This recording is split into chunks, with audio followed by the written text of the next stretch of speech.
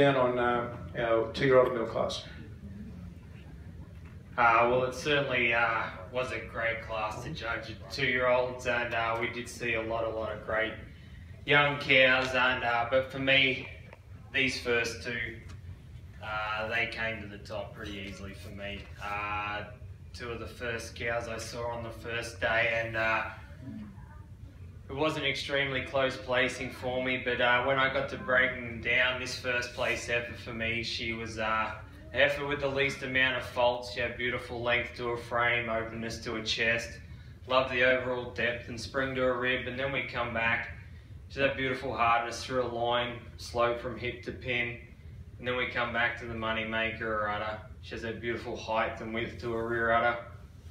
I give her a slight advantage over the heifer in second. She's just a little stronger of a loin. I prefer a slope from hip to pin, and I do prefer the extension to a fore-udder. She just blended a little nicer onto the body wall today to go over the beautiful youthful heifer we have in second.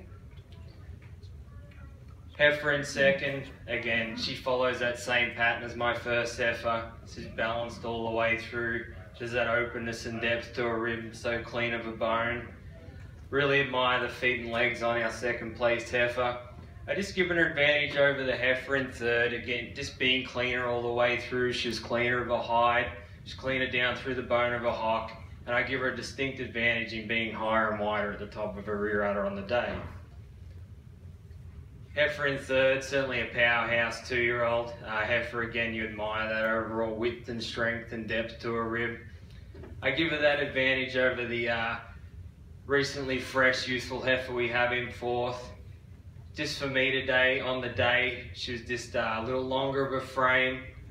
I also prefer to just more overall substance to the heifer on the day, but taking nothing away from the heifer in fourth. I think down the road she's going to be certainly develop into a beautiful young cow. I give her that advantage over the heifer in fifth in being that she's higher and wider at the top of her rear udder, showing more bloom to her udder on the day. This heifer in fifth, again, she follows that same pattern as the first couple of heifers. She has that beautiful openness and depth to her rib. She's hard and strong out over her top line. I give her an advantage over the heifer in sixth, just showing more quality to her udder on the day, especially through the medium suspensory ligament of her rear udder.